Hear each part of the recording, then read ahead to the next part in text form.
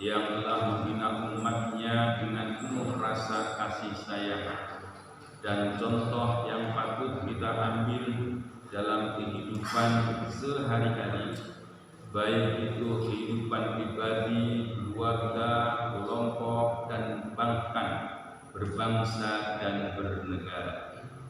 Mari kita teruskan kaji kita, yaitu surah Al-Mu'minun ayat ke-28. A'udzu billahi minasy syaithanir rajim. A'udzu billahi minasy syaitonir rajim. Bismillahirrahmanirrahim. Bismillahirrahmanirrahim. Wa idza stawaita anta wa man ma'aka 'alal fulki faqul alhamdulillahi alladzi najjana. Wa idza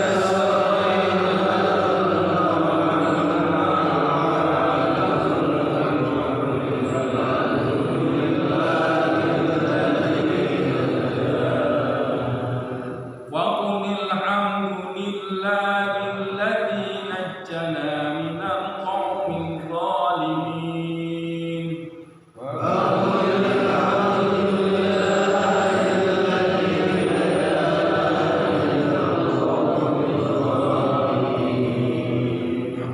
وقل رب أنزلني منزلا مباركا وأنت خير المنزلين.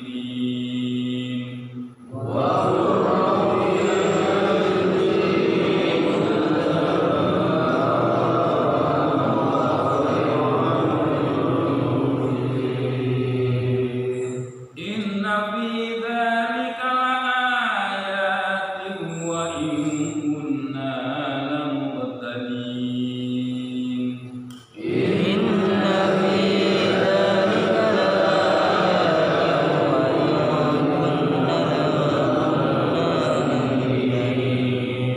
ثم أنشأنا من بعدهم قرنا آخرين.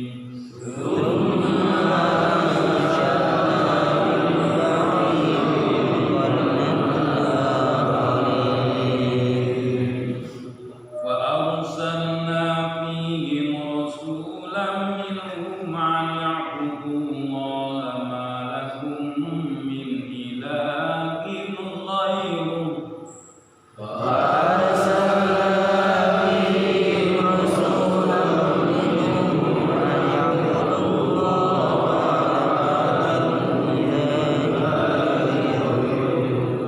أفلا تتقون.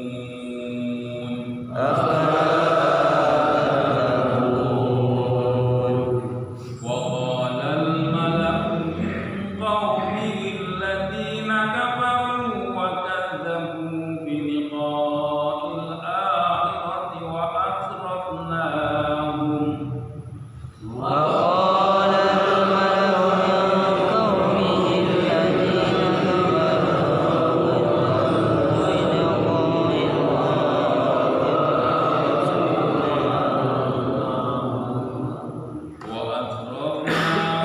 في الحياة الدنيا.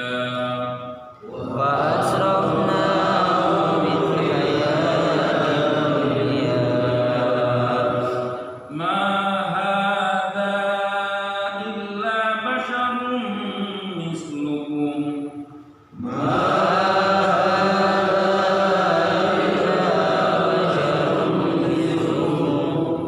يأكل مما تأكلون منه ويشرب مما تشربون.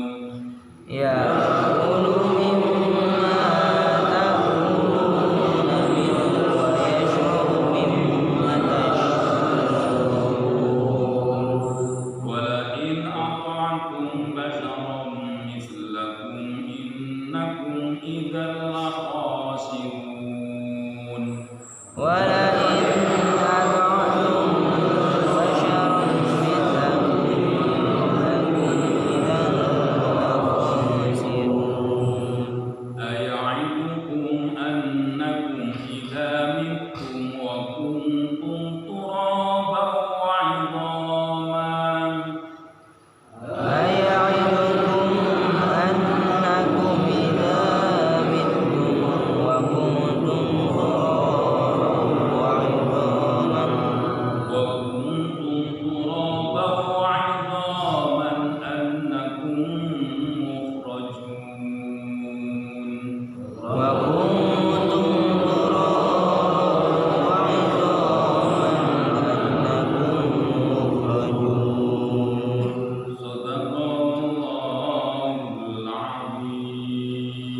Ya,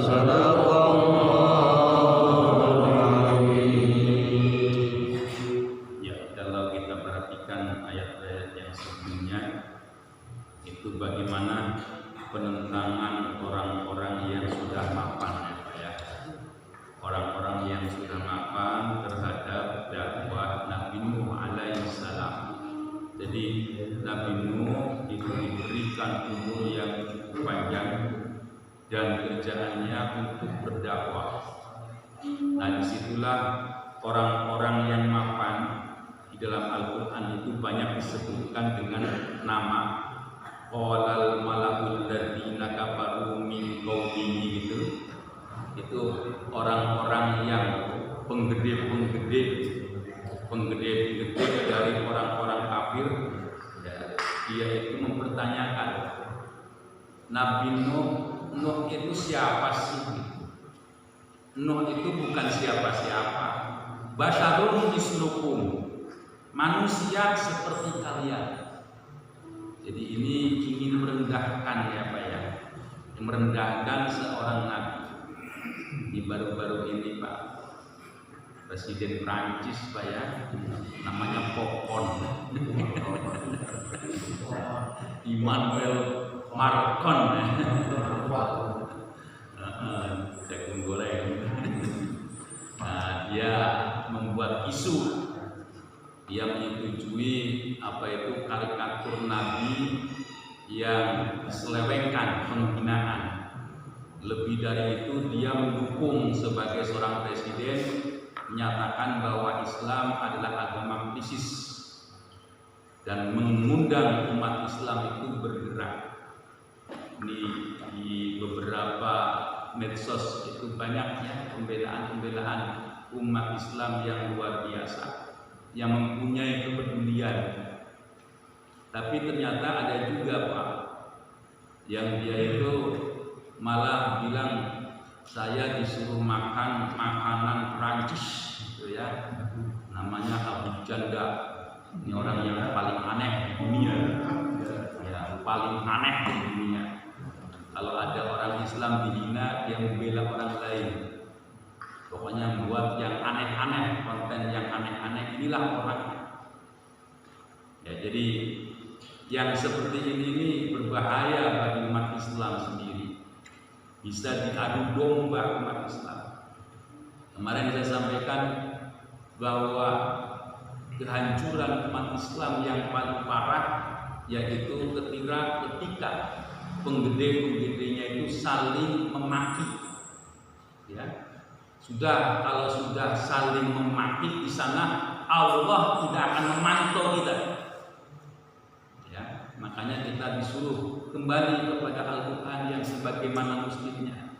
Nggak usah ditarik ke sana kemari, nggak usah ditarik ke sana kemari untuk mendukung salah satu kontestan ataupun untuk demi alasan toleran gitu ya, terus menghapus hakikat ajaran agama. Toh orang-orang selain Islam itu juga paham bahwa ini yang disampaikan untuk orang Islam. Jadi sudah waktunya orang Islam itu kembali kepada ajaran yang sebenarnya, memahami ayat-ayat Al-Quran sebagaimana mestinya. Tidak usah kita itu menarik-narik untuk keperluan pribadi, kelompok, nggak usah. Tegakkan ajaran Islam sebagaimana mestinya. Ya kalau mungkin diri pribadi dihina nggak masalah, itu layak. Tapi kalau orang yang kita hormati terus kita menghina dia, kita tidak terima. Nggak usah jauh-jauh, bapak kita sendiri gitu ya, kakek kita sendiri terus digambar. Umpamanya bapak namanya Eman, umpamanya. Umpamaan bisa jadi janda ya. Belum. Pak Eman ini kan orangnya gaul, jadi nggak perlu. Kalau orang Pundung itu umurnya pendek Pak. Umurnya pendek, temennya nggak ada gitu kan. Orang Pundung Mutung itu kan namanya putus. Nah iya, kalau orang itu suka mutung itu pendek umurnya. Apa-apa mutung, apa-apa mutung. Ya, sengsara dibuat sendiri. Ya, jadi ada seorang yang katakanlah bapak kita atau nenek kita atau kakek kita digambar terus dinamakan, namanya itu kakek kita. Namanya kakek kita, terus sebenarnya manusia, digambarnya monyet. Marah kita. Apalagi terhadap Nabi kita yang sudah dinyatakan oleh Rasul tidak dinyatakan beriman ketika kalian itu mencintainya kepada Rasul itu hanya sekedar cinta. Kita mencintai Rasul itu disuruh melebihi mencintai kepada kedua orang tua kita. Padahal di sana disebutkan air mana yang paling bersih, air mana yang paling berharga? ASI ibu. Sudah dinyatakan seperti itu. Keringat mana yang paling berharga? Keringat bapak. Tapi kita disuruh untuk mencintai kepada Rasul melebihi cintanya kepada bapak ibu kita. Ya kan? Kita ini kan dibesarkan dari orang tua, dari darah orang tua, dari kasih sayang orang tua, disuruh melebihi cintanya itu kepada Rasul harus lebih dibandingkan kepada orang tua kita. Ya itulah. Tapi keadaan kita ini kan sudah bergantung ya kepada negara lain. Kita memboikot ya itu sebagai rasa kekecewaan boleh, tapi nyataannya susah. Kita itu banyak produk-produk yang dari luar negeri yang dikonsumsi oleh kita. Saya kemarin beli air, tanya oleh bayarnya, mau beli air di mana Pak? Airnya Aqua. Saya disinggung oleh Pak bayarnya gitu. Aqua produk apa Pak? Prancis. Ya inilah bahwa kita itu sudah dijajah oleh negara-negara kapitalis Pak. Yang semestinya air itu kan di negeri kita itu gampang. Tapi ya itu ketidakberdayaan kita menyikapi keadaan yang ada. Kita ingin lepas dari kongkongan orang-orang Kristiani, orang-orang Eropa gitu ya, kumpungan orang-orang kapitalis, tapi nyatanya seperti itu. Ya itulah keadaan kita. Ya, ketika Nabi Nuh alaihissalam sudah menghadapi penggede-penggede yang seperti itu, para nabi itu doanya nggak yang kecil-kecil Pak. Nggak bilang hancurkan umatku yang seperti itu, enggak. Dengan bahasa yang halus. Qala rabbi unsurni bima kadzabun. Dia menyatakan, ya Allah ya Rabbi tolonglah aku ini ya Allah dari orang-orang yang mendustakan. Ya ini kan pernyataan doa-doa yang luar biasa. Makanya kita kalau sudah sholat Pak, itu pendahulu kita itu mengajarkan bagaimana berdiri. Itu rangkaiannya itu hampir sama Pak. Dari Jawa Timur sampai Jawa Barat itu seperti itu. Yang dibaca apa? Laqad ja'akum alam nasra qul huwallahu ahad. Intinya apa? Allah Maha tahu. Ketika kita baca alam nasra laqad sadra ila akhir ayat itu ada doa. Inna ma'al usri yusra, ada kesulitan, ada kemudahan, itu doa. Allah Maha tahu. Oh umatku membaca al-insyirah, al-nasrah, saya tahu apa maumu. Kira-kira seperti itu. Membacakan qul huwallahu ahad, saya tahu agar kalian dikokohkan imannya. Engkau menyatakan Allah as-samad, lam yalid wa lam yulad wa lam yakul lahu kufuwan ahad. Ya, saya tanamkan akidahnya sehingga menjadi kokoh. Ditambah lagi sana berlindung dari setan, manusia yang sebangsa jin dan seterusnya. Itu doa semua yang dirumuskan oleh orang-orang alim terdahulu untuk kita. Ini penting. Ya, jadi kalau minta kepada Allah, jangan kayak anak kecil. Ya, jangan kayak anak kecil. Makanya dicontohkan oleh orang-orang terdahulu dengan membacakan surah-surah tertentu. Allah lebih mengetahui. Allah a'lam. Apa yang ada di dalam dada kita, apa yang ada di dalam hati kita. Seperti itu. Nah ini. Ya, jadi ketika Nabi Nuh alaihissalam menyikapi orang-orang yang diajak untuk berdakwah, malah mereka itu menghina. Siapa itu Nuh? Nuh itu bukan siapa-siapa. Nuh itu orang yang pengen diagungkan, kepengen kedudukan dan seterusnya. Makanya Allah wahyukan, fa'auhayna ilaihi an isna'il fulka bi a'yunina wa wahyina. Allah memerintahkan kepada Nabi Nuh untuk membuat perahu tidak tanggung-tanggung, bi a'yunina, dengan pantauan mataku, dengan bantuan Allah, wa wahyina, dan wahyu yang Allah berikan. Makanya tidak ada yang bisa menyaingi, Pak. Besarnya besar sekali, kuatnya kuat sekali. Melihat badai topan, ombak yang besar, yang dahsyat, selamat. Itulah Nabi Nuh alaihissalam. Nah, di sana dijanjikan ini untuk orang-orang yang beriman.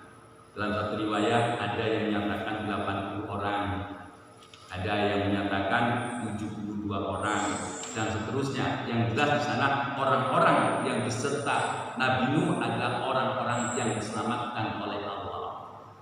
Dan lebih tegas lagi di sini dinyatakan, jangan engkau panggil-panggil orang yang sudah saya sebutkan, termasuk Kan'an dan ibunya. Dan ditegaskan lagi di sini akhirnya, wala tuqatibni fil ladzina zalamu innahum mughraqun. Udah, kamu jangan cawe-cawe, jangan bicarakan lagi orang-orang yang akan kami tenggelamkan, yaitu orang-orang yang berbuat dolim. Nah ini ya, jadi Nabi Nuh alaihissalam diperintahkan oleh Allah untuk membuat perahu tidak tanggung-tanggung dengan bantuan Allah dan wahyu Allah yang diberikan kepadanya. Kita teruskan. Wa idza stawaita anta wa man ma'aka 'alal fulki faqul alhamdulillahi alladzi najjana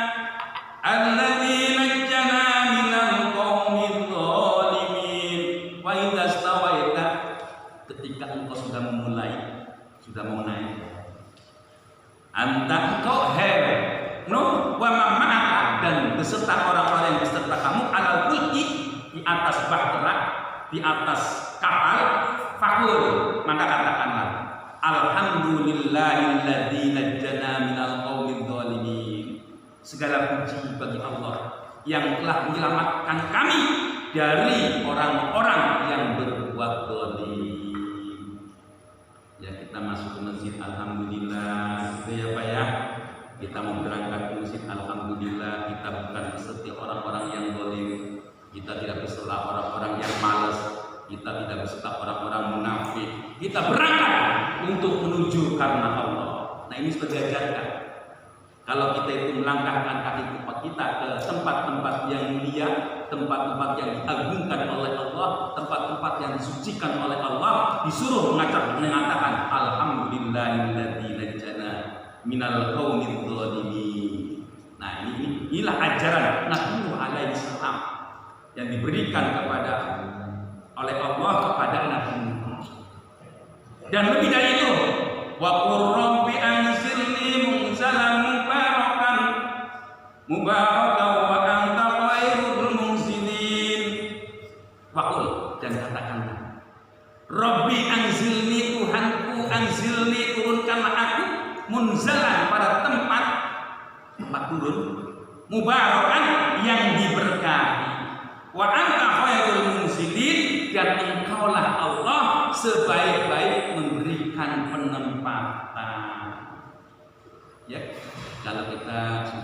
memberikan tempat semacam bojong ini yang orang-orangnya itu rukun-rukun, saling hormat menghormati, tidak ada lagi gontok-gontokan antara satu kelompok dengan kelompok yang lain. Nyatakan, alhamdulillah Allah yang telah menurunkan kami di tempat yang mulia ini, dan Engkaulah sebagai zat yang maha memberi tempat yang terbaik. Kenapa? Inna fi dzalika laayatin wa in kunna lamubtalin. Inna fi dzalika, bahwa sungguhnya itu semua adalah ayat yang ada suatu tanda, wa in kunna lamubtalin. Ini lamubtalin ini di sini artinya ada yang menyatakan ada yang menyatakan sebenarnya ujian ya. Ibtala. Jadi di sana adalah ujian, wa in kunna lamubtalin. Dan sungguhnya kami ini sedang dalam ujian. Summa ansa'na min ba'dihim qarnan akharin.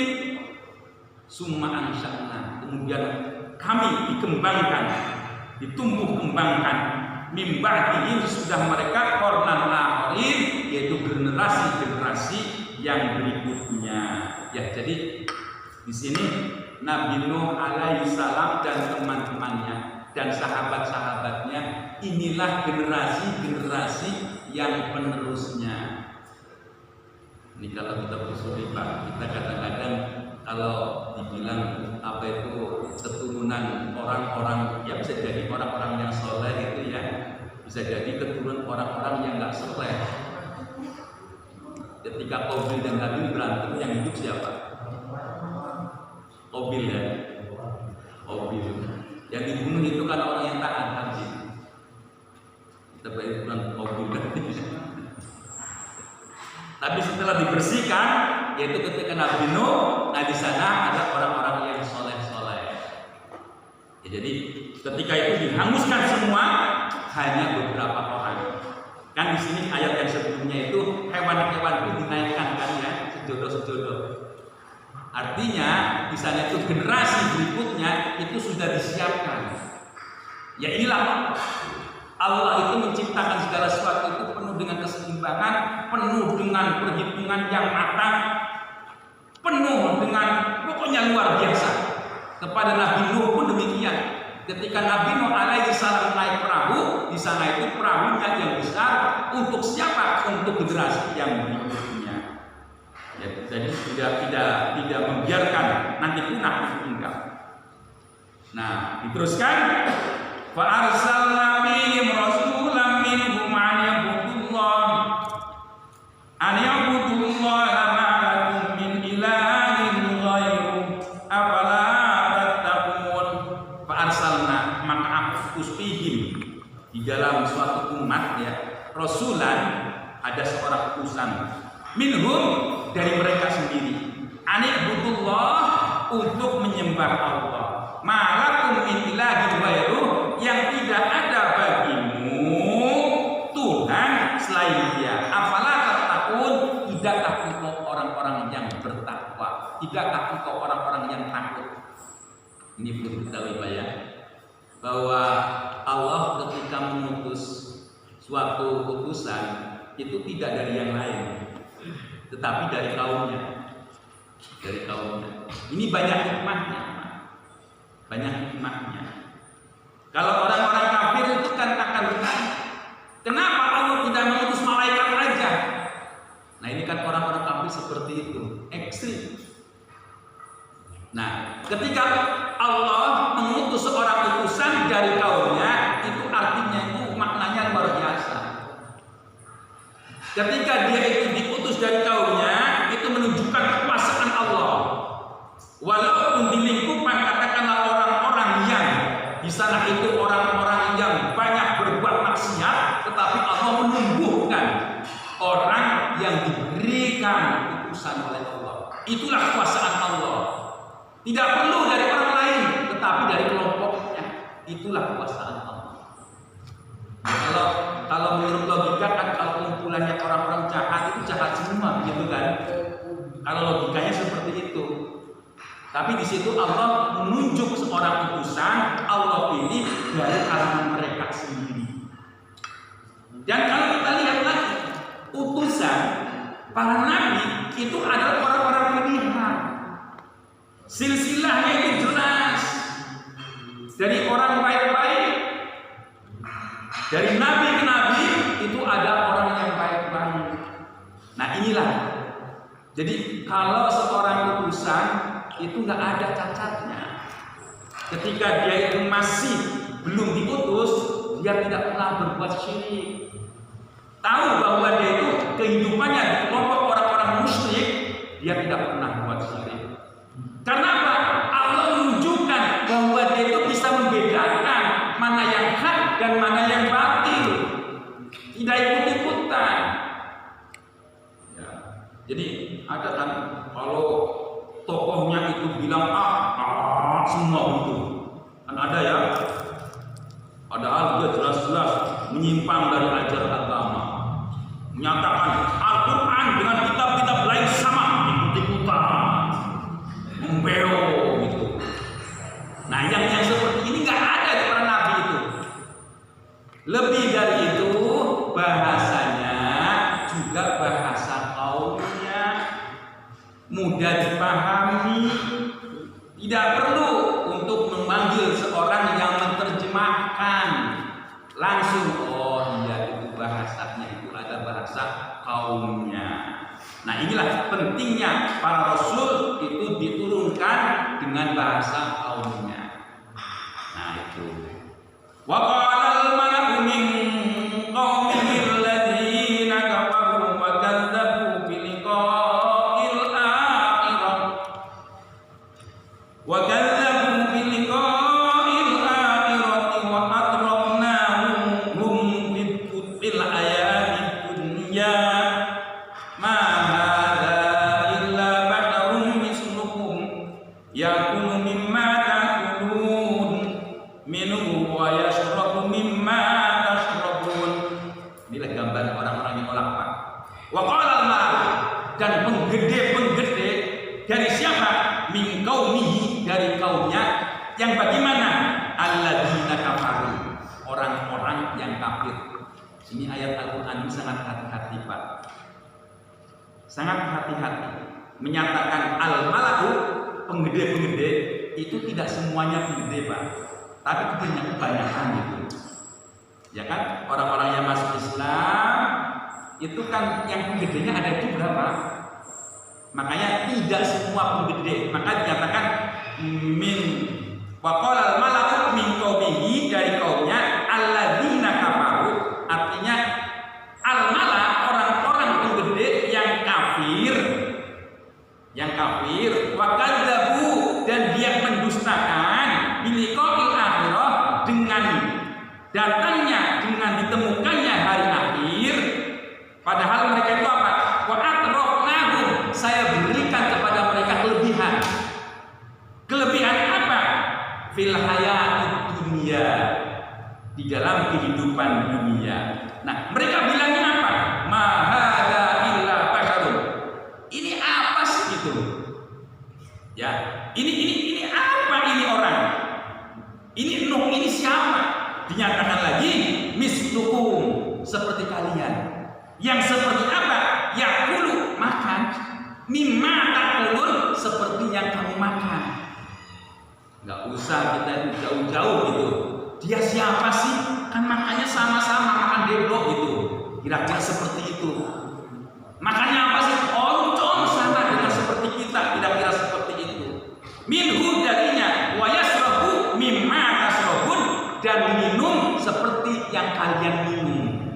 Nah inilah orang-orang yang bangkang, orang-orang yang menolak ajaran agama, padahal yang disampaikan itu tentang agama, tentang keyakinan, tentang bagaimana hidup dengan Allah, hubungan dengan Allah, hidup dengan sama manusia, tetapi menyamakan dengan orang-orang yang rendahan, orang-orang yang pada umumnya, kira-kira seperti itu.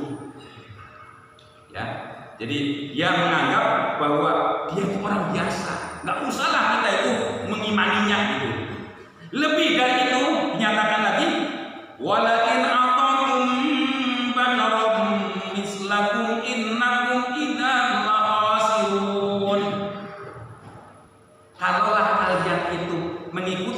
atau tuh mengikutinya, basyaron kepada orang mislakum yang seperti kalian, innakum idzal khasirun, sesungguhnya kalian itu termasuk orang-orang yang rugi. Dalam agama itu kan ada ya yang namanya infak, sedekah, zakat, wakaf dan seterusnya. Itu dianggapnya apa? Nanti kamu diambil setoran untuk dia, kira-kira seperti itu. Untuk kebahagiaan dia, untuk kejayaan dia, untuk kemegahan dia. Nah itulah gangguan-gangguannya itu seperti itu. Jadi cobaan-cobaannya seperti itu. Ya kan, kadang-kadang ada orang yang memberikan sesuatu ya untuk infak, untuk menegakkan ajaran agama, maka dibilangnya dia orang bodoh, gitu kan? Dia orang bodoh. Ya, mohon maaf, orang-orang yang beriman itu kan beda ya dengan orang-orang yang tidak beriman. Ketika orang itu beriman melihat masjid kita terus ada kerusakan, maka dia tersinggung. Oh, saya harus memperbaikinya. Itulah orang beriman. Baik itu dengan pemikiran, dengan tenaga, dengan uang, itu akan seperti itu. Tapi kalau orang-orang yang tidak beriman itu akan menilai diri orang yang ada perhatian terhadap syiarnya Islam. Bodoh amat itu orang yang udah nyari-nyari duit dengan susah payah, diberikan untuk masjid. Nah itulah karena tidak ada dasar keimanannya. Ya, saya yakin orang-orang Bojong itu mempunyai keimanan. Orang-orang Bojong ini adalah orang-orang Islam, orang-orang yang terketuk hatinya ketika dibacakan ayat-ayat suci Al-Quran. Makanya kadang-kadang ada yang memberikan infak, ya sesuai dengan kemampuannya. Allah tidak melihat jumlahnya, tetapi Allah melihat ketulusannya, kebersihannya untuk syiar Islam. Nah itulah kalau orang beriman itu seperti itu. Tidak akan merasa rugi untuk kepentingan Islam. Kalau orang-orang tidak beriman, pasti dia itu akan hitung-hitungan urusan dunia. Ditegaskan lagi dalam ayat ini, orang-orang kafir, orang-orang al-malak, orang-orang yang mendustakan agama, aya'idukum annakum idza mittum wa kuntum turaban wa idzaman annakum tukhrajun. Aya'idukum, apakah dia itu menjanjikan untuk kalian? Nah ini, jadi apakah Nuh itu menjanjikan untuk kalian gitu? Annakum idza mittum, ketika kalian itu sudah mati, turaban jadi tanah, wa idzaman dan tulang bulan, annakum tukhrajun, bahwa kalian itu akan dikembalikan. Nah inilah orang-orang kafir itu, dia itu ngomongnya itu ngaco, ngomongnya itu sudah gak karuan. Kalau di alam sudah berubah, ya gak bisa dikembalikan. Tetapi karena tidak mempunyai dasar keimanan, maka dia pun dengan alasan-alasan yang tidak masuk akal. Nah itulah orang-orang kafir itu dengan tolakan yang tidak dimasuk akal. Hayata lima mu'adun wallahu a'lam bishawab. Ini mohon maaf ini ya. Ini sebenarnya kalau lihat pokoknya itu sudah ada sholat maksudnya disambung gitu ya. Tapi karena waktu ya dimaklum aja lah gitu ya. Mohon maaf apabila ada keliruan. Yang benar datangnya dari Allah, yang salah dari saya semata. Wabillahi taufiq wal hidayah.